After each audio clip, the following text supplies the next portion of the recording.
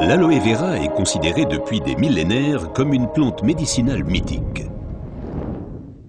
Déjà, les Aztèques l'utilisaient comme remède miracle contre beaucoup de maladies.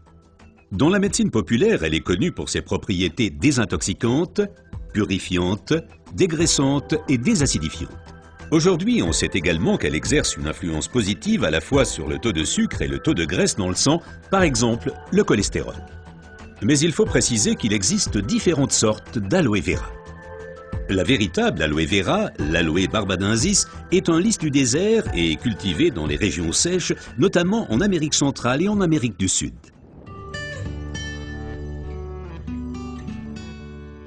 L'efficacité de l'aloe vera dépend principalement de son traitement, mais les différences se font dès la récolte.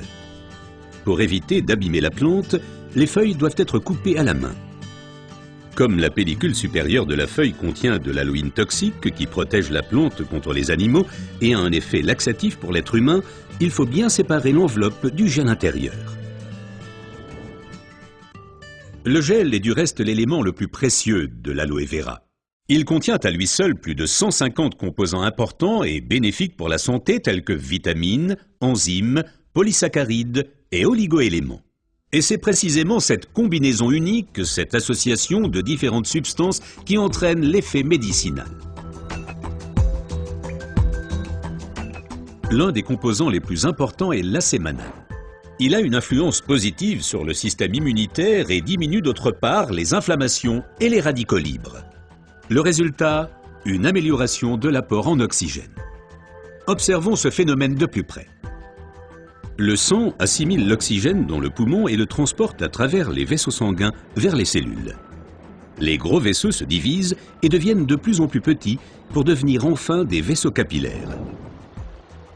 Les capillaires sont les plus petits vaisseaux sanguins.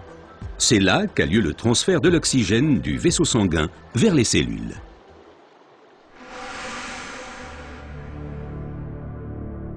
Une alimentation malsaine, la pollution de l'environnement, le stress et des exigences élevées affaiblissent notre système immunitaire. Les radicaux libres ont le jeu plus facile et ils peuvent entraîner des micro-inflammations dans l'organisme. Ces inflammations altèrent les vaisseaux et entraînent un épaississement des parois des capillaires. Ce gonflement rétrécit le vaisseau et les globules rouges circulent plus lentement à travers les capillaires, entraînant une baisse de l'alimentation en oxygène. Et c'est là que l'aloe vera intervient. Elle réduit le gonflement des parois des capillaires. Les globules rouges circulent plus rapidement et l'alimentation en oxygène est améliorée. Les toxines et les impuretés sont évacuées plus rapidement. De récentes études indiquent que d'autres substances naturelles peuvent encore améliorer l'effet de l'aloe vera. Parmi ces substances, il faut citer tout d'abord le silicium, mais aussi l'huile d'onagre et enfin les minéraux basiques. Observons tout d'abord le silicium d'un peu plus près. Le silicium est indispensable à l'organisme. C'est un élément structurant. Nous le connaissons surtout sous forme de sable de quartz que l'on trouve dans la pierre et le béton. Dans l'organisme, le silicium contribue à stabiliser les tissus, mais il renforce également les os, les ongles, les cheveux, les tissus conjonctifs et les parois des capillaires. Avec l'âge, les capillaires menacent de perdre leur fermeté. Ils peuvent littéralement se désagréger, ce qui entraîne une interruption du flux sanguin. Dans le pire des cas, ceci peut entraîner des incidents vasculaires cérébraux et l'infarctus. Le silicium renforce et soutient les parois des capillaires et maintient ainsi le vaisseau sanguin ouvert. Les globules peuvent ainsi continuer à alimenter les cellules en oxygène. Mais le corps humain ne peut pas s'alimenter en silicium sous sa forme d'origine qu'est le sable de quartz.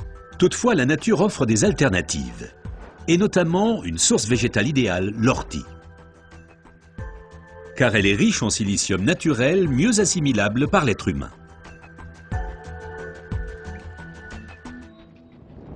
Une oxygénation optimale ne dépend pas uniquement des capillaires, mais aussi et surtout de l'état du sang.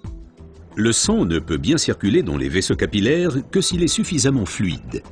Certaines substances peuvent améliorer la fluidité sang, huile d'onagre avec ses acides gras insaturés et naturellement les minéraux basiques. Les acides gras insaturés sont des fluidifiants du sang. Ils empêchent les globules de s'agglutiner et donc un épaississement du sang. Les minéraux basiques soutiennent l'élasticité des globules rouges et facilitent ainsi leur passage à travers les capillaires. Ces deux éléments améliorent la fluidité du sang et garantissent ainsi son alimentation optimale en oxygène. Permettez-moi de récapituler. Une oxygénation satisfaisante de nos cellules est une condition importante de notre santé et permet également de prévenir les maladies graves. L'aloe vera et son effet décongestionnant améliorent l'oxygénation.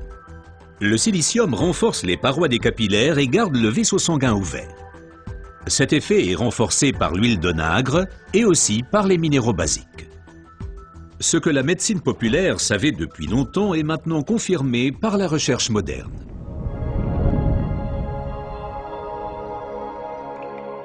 L'aloe vera améliore l'apport en oxygène et donc votre santé. Car l'oxygène signifie la vie. Faites confiance à l'aloe vera.